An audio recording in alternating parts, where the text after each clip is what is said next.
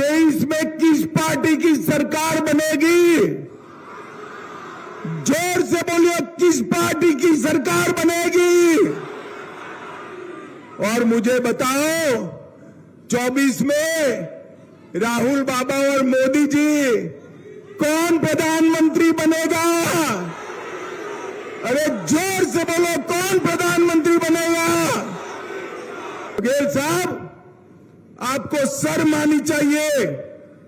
आपने इतनी वादा खिलाफी की है कि छत्तीसगढ़ की जनता चुनाव का ही राह देख रही है। चुनाव आते ही आपकी कुर्सी पलटना तय है। फिर से भारतीय जनता पार्टी की सरकार बनी। 70 साल तक अपनी वोट बैंक संभालने के लिए प्रभु श्री राम का अन्याय करने का काम एक कांग्रेस सरकार ने किया है।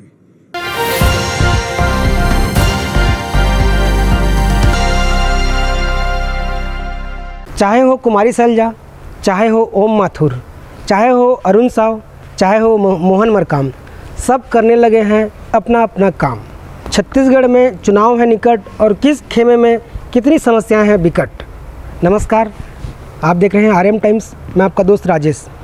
केंद्रीय गृह मंत्री पिछले दिनों कोरबा के बाद बस्तर संभाग, इसी के तहत आज वो छत्तीसगढ़ के हॉट प्रोफाइल ज़िले कहा जाने वाली दुर्ग ज़िले में आज आमजनों को संबोधित किया, क्योंकि इसी ज़िले से राज्य के मुख्यमंत्री भूपेश बघेल जी, रविंद्र चौबे जी, ताम्रध्वज साहू जी, गुरु रुद्र कुमार जी, छत्तीसगढ़ शासन के अनेक मंत्री इसी राज्य से आते हैं। अमित शाह जी ने आम सभा को संबोधित करते हुए कहा कि नरेंद्र मोदी 9 साल में अपनी क्या क्या कार्य किए हैं और किस तरह भारत को आगे बढ़ाया यह उन्होंने बताया। एवं छत्तीसगढ़ के मुख्यमंत्री भूपेश बघेल और कांग्रेस पर जोरदार निशाना साधा, चाहे शराब घोटाला हो, तेंदुपत्ता के बारे में, अनेक विषयों को लेकर उन्होंने आमजनों के सामने अपना पक्ष रखा। अधिक देरी न करते हुए आपको अमित शाह जी का भाषण सुनवाते हैं। मेरे साथ बोलिए, भारत माता की। क्यों भाई, क्या हो गया है?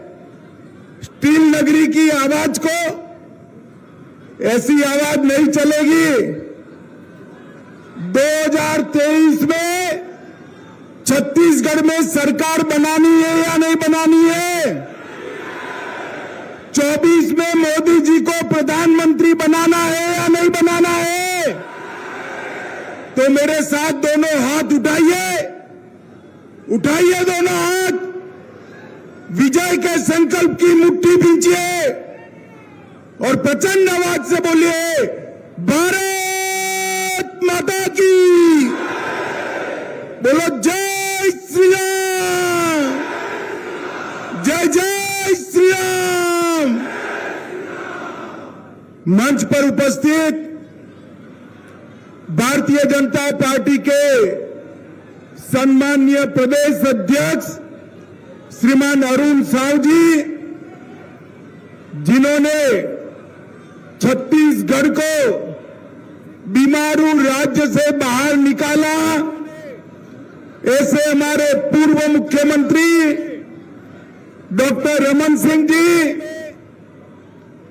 जिन्होंने देश भर के कई राज्यों के संगठन को गढ़ने में बड़ी भूमिका निभाई, ऐसे यहां के प्रभारी श्रीमान ओम प्रकाश माथुर जी, सहप्रभारी नितिन नवीन जी, नेता प्रतिपक्ष नारायण चंदेल जी, यहीं की नेत्री और सांसद बहन सरोज पांडे जी, श्री विजय बघेल जी, श्री संतोष पांडे जी, श्री मोहन मंडावी जी, श्री प्रेम कुमार पांडे जी, और आज इस विराट जनसभा में आए हुए प्यारे भाइयों, बहनों, माताओं और मेरे जिगर के टुकड़े जैसे युवा मित्रों,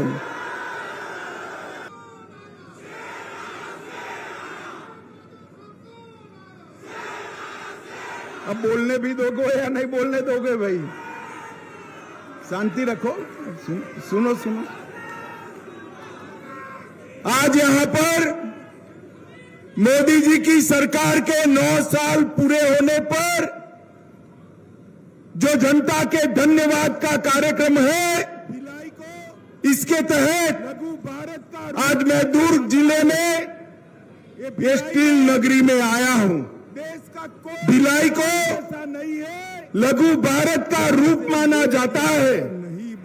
ये भिलाई में आज एक प्रकार से देश का कोई प्रांत ऐसा नहीं है अगर उमड़ा है जहां से लोग यहां पर नहीं बसते हैं। और आज एक प्रकार से भिलाई में जो जनसागर उमड़ा है, मैं मुख्यमंत्री छत्तीसगढ़ को कहना चाहता हूं कि आपके शासन की उल्टी गिनती शुरू हो चुकी है।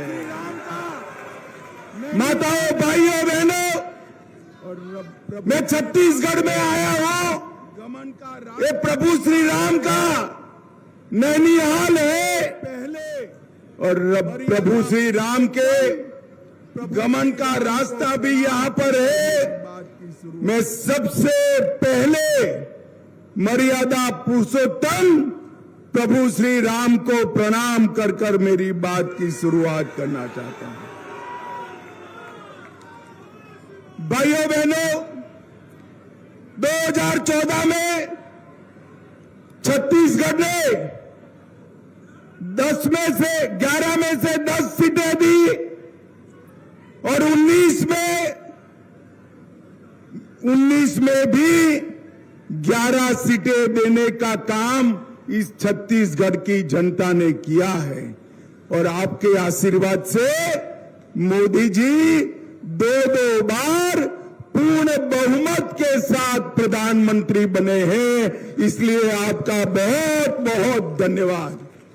मुझे बताओ भाई, 23 में यहां विधानसभा का चुनाव है, मुझे बताओ 23 में किस पार्टी की सरकार बनेगी? जोर से बोलिए, किस पार्टी की सरकार बनेगी? और मुझे बताओ 24 में राहुल बाबा और मोदी जी कौन प्रधानमंत्री बनेगा? अरे जोर से बोलो, कौन प्रधानमंत्री बनेगा? मित्रों, ये 9 साल के अंदर मोदी जी ने ढेर सारा परिवर्तन किया है।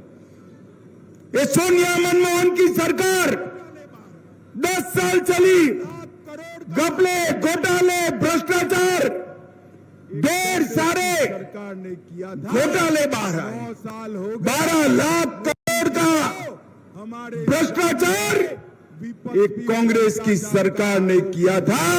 9 साल हो गए, मोदी जी को हमारे सामने विपक्ष भी भ्रष्टाचार का आरोप नहीं लगा सकता। मोदी जी ने पारदर्शी सरकार चलाई। घटनाएं होती थी जब ये लोग शासन करते थे, आए दिन देश में आतंकवादी घटनाएं होती थी। जवानों के सर काट कर पाकिस्तान से और आलिया, मालिया, जमालिया घुस जाते थे और हमारे जवानों के सर काट कर ले जाते थे। पाकिस्तान को आदत, और मनमोहन सरकार उफ नहीं करती थी। मोदी जी की सरकार आई, पाकिस्तान को आदत लग गई थी। उन्होंने फिर से कश्मीर में हिमाकत की, पुरी और पुलवामा और उरी में हमला किया, मगर वो भूल गए कि अब मनमोहन सरकार नहीं है, नरेंद्र मोदी सरकार है, भारतीय जनता पार्टी की सरकार है। 10 ही दिन में मोदी जी ने सर्जिकल स्ट्राइक और एयर स्ट्राइक कर पाकिस्तान के घर में घुसकर आतंकवादियों का सफाया करने का काम मोदी जी ने किया। माताओं, भाइयों, बहनों, मुझे सभी लोग बताओ, ये कश्मीर है जो हमारा है या नहीं है? अरे जोर से अंत तक बोलो, है या नहीं है? धारा 370 हटनी चाहिए थी या नहीं हटनी चाहिए थी? कांग्रेस वालों ने 70 साल से अपनी गोदी में धारा 370 जैसे बच्चा बिठाया हो, इसको सहला सहला कर संभाला था। मोदी जी को छत्तीसगढ़ की जनता ने दूसरी बार प्रधानमंत्री बनाया। 5 अगस्त 2019 को मोदी जी ने धारा 370 को समाप्त कर दिया। और जब धारा 370 हटी, ये कांग्रेस पार्टी वाले राहुल बाबा के नेतृत्व में सारे के सारे कहते थे, मत हटाओ मत हटाओ। मैं ही बिल लेकर गया था। मैंने कहा क्यों न हटाए भाई? तो उन्होंने कहा कश्मीर में खून की नदियां बह जाएगी। राहुल बाबा, धारा 370 हट गई, खून की नदियां छोड़िए, कंकर चलाने की किसी की हिम्मत नहीं हुई है। कंकर चलाने मोदी जी ने ये 9 साल के अंदर देश को सुरक्षित करने का काम किया है। नरेंद्र मोदी जी के 9 साल भारत गौरव के 9 साल हैं। मोदी जी के 9 साल गरीब कल्याण के 9 साल हैं और मोदी जी के 9 साल भारत उत्कर्ष के 9 साल हैं। इस 9 साल में गरीब कल्याण के लिए मोदी जी ने ढेर सारे काम किए। हर गरीब के घर में गैस का सिलेंडर, हर गरीब के घर में नल से जल, हर गरीब के घर में शौचालय, हर गरीब के घर में बिजली, हर गरीब को घर, हर गरीब को 5 लाख तक की सभी सुविधाएं और स्वास्थ्य की ऑपरेशन तक की सुविधाएं, और हर गरीब को 5 किलो अनाज मुफ्त में देने का काम नरेंद्र मोदी जी ने किया है। मुझे बताओ दुर्ग वालों, आप सभी का कोरोना का दोनों टीका लगा है या नहीं लगा है? अरे ऐसे नहीं, हाथ ऊपर कर कर बताओ लगा है ना? किसी को 25 पैसा भी देना पड़ा है क्या? मोदी जी ने 130 करोड़ की आबादी को कोरोना का दोनों टीका लगाकर कोरोना से सुरक्षित करने का काम नरेंद्र मोदी जी ने किया है। मित्रों, नरेंद्र मोदी जी ने किया है। मित्रों, ये राम का नैनियाल है। मुझे बताओ, प्रभु श्री राम का मंदिर कश्मीर में, अरे अयोध्या में बनना चाहिए या नहीं बनना चाहिए? अरे जोर से बोलो, बनना चाहिए या नहीं बनना चाहिए? 70 साल से बाबर ने जब से तोड़ा, एक कांग्रेस राम मंदिर को लटका रही थी, भटका रही थी, अटका रही थी। मोदी जी ने एक दिन सुबह जाकर राम मंदिर का भूमि पूजन कर दिया। और युवाओं, टिकट तैयार रखना, जनवरी में राम मंदिर का अंदर राम लल्ला के दर्शन होने वाले हैं। 70 साल तक अपनी वोट बैंक संभालने के लिए प्रभु श्री राम का अन्याय करने का काम एक कांग्रेस सरकार ने किया है। और नरेंद्र मोदी जी ने प्रभु श्री राम को सम्मान के साथ उसी स्थान पर जहां प्रभु श्री राम का जन्म हुआ था, वहां भव्य मंदिर स्थापित कर कर सम्मान के साथ बिठाने का काम नरेंद्र मोदी जी ने किया है। मोदी जी के नेतृत्व में भारत 11वें नंबर से 5वें नंबर की अर्थव्यवस्था बना। अभी G7 में मोदी जी गए थे, आज भी अमेरिका में उनके कार्यक्रम चल ही रहे हैं। G7 में ढेर सारे देश के राष्ट्राध्यक्ष कोई अपॉइंटमेंट मांगता है, कोई ऑटोग्राफ लेता है, और अफ्रीका में तो किसी किसी ने मोदी जी के पैर भी छू लिए। और जहां जहां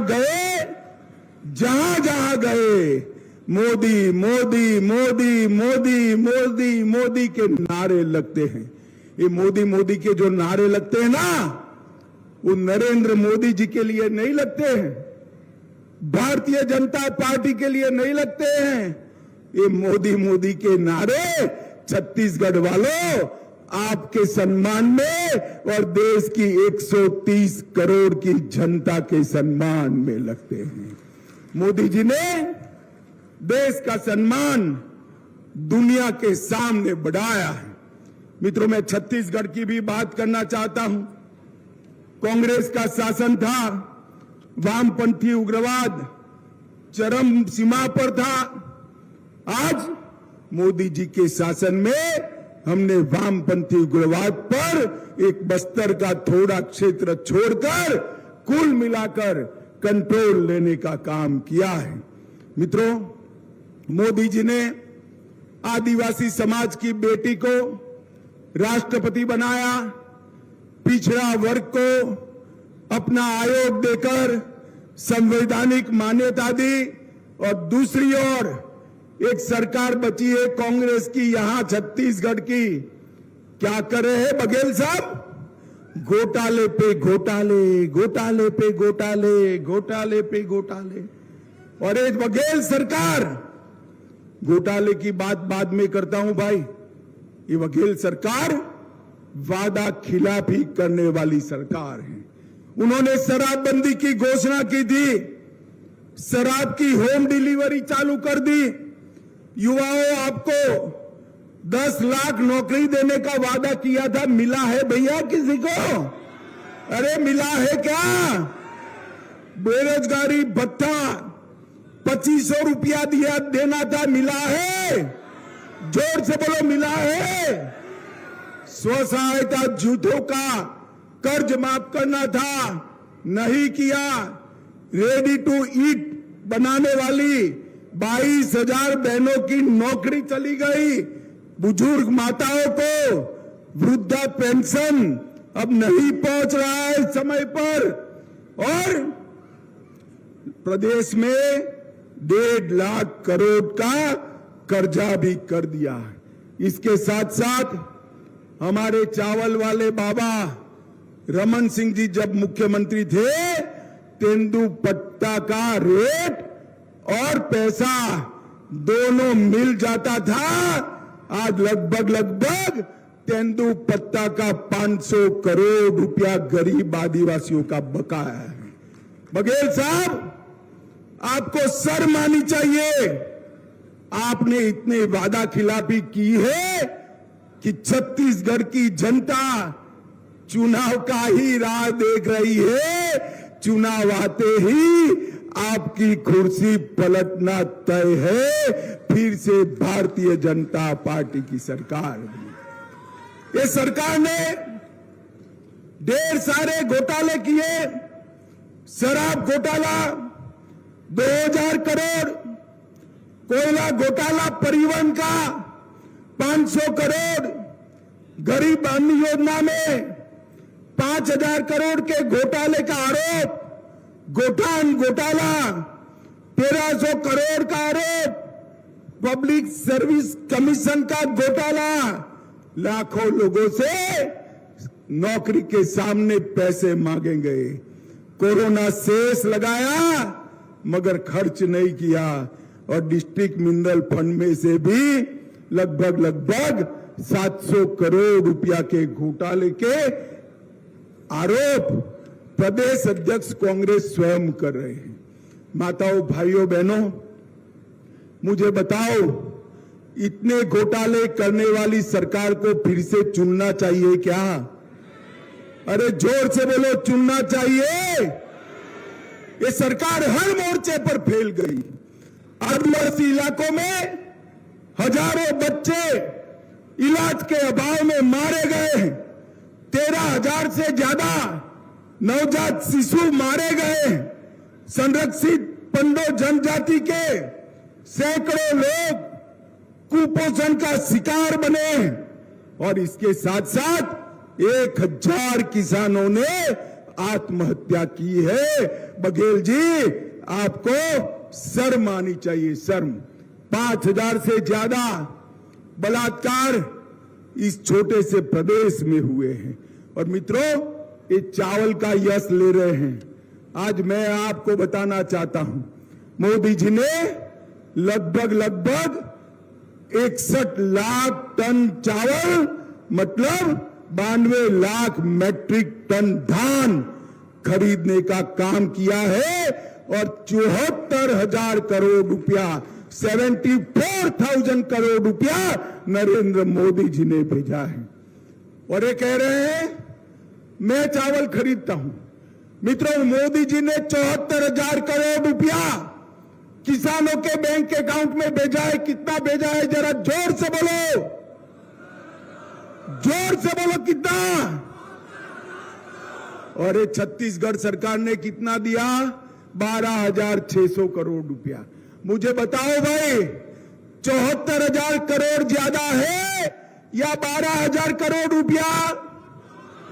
जोर से बोलो। तो किसने किसानों का चावल खरीदा? नरेंद्र मोदी सरकार ने खरीदा है। ये झूठ बघेल जी बोलना बंद करे। 90% पैसा नरेंद्र मोदी सरकार ने दिया है। 92 लाख टन धान नरेंद्र मोदी सरकार ने खरीदा है। और ये पूरा जो सिस्टम है ना, जिसके आधार पर आप कूद करते हो, ये पूरा धान खरीदी का सिस्टम हमारे रमन सिंह जी ने बनाया है। मित्रों, रमन सिंह जी ने बनाया है। मित्रों, इस छत्तीसगढ़ को भारतीय जनता पार्टी ने बनाया था। अटल जी की सरकार थी, तब छत्तीसगढ़ बनाया गया। और फिर छत्तीसगढ़ को बीमारू राज्य से अच्छे राज्य में बदलने का काम भी 15 साल तक हमारे रमन सिंह जी ने किया है। और आगे पर भी छत्तीसगढ़ को हम आगे बढ़ाएंगे। मित्रों, कांग्रेस वाले बहुत ढोल पीटते हैं।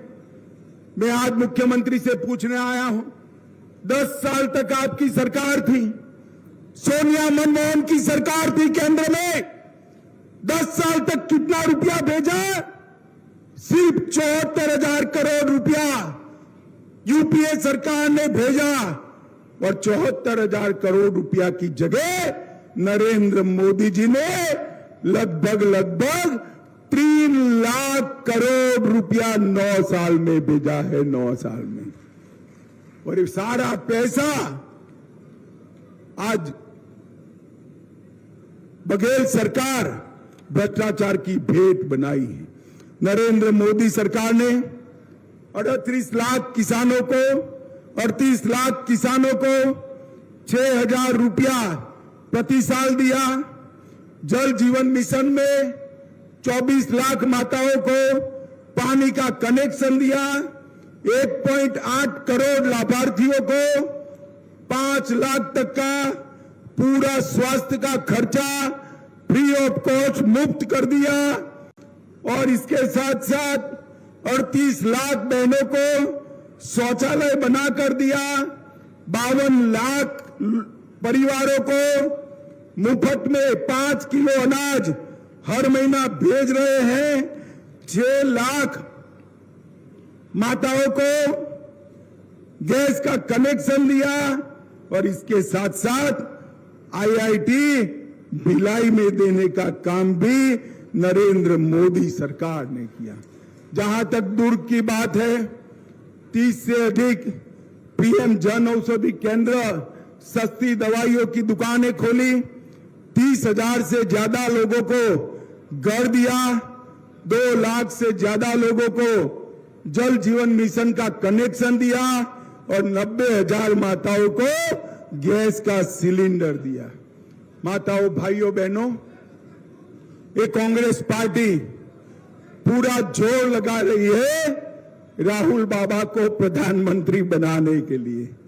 मैं देश भर में, पूरे देश भर में दौरा कर रहा हूं। ये 17वां राज्य है मेरा।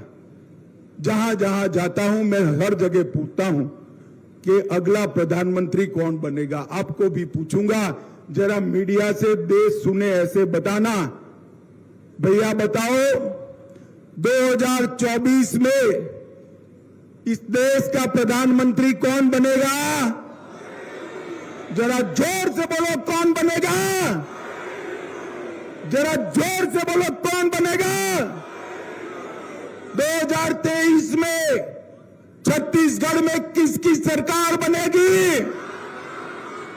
जोर से बोलो, किसकी सरकार बनेगी?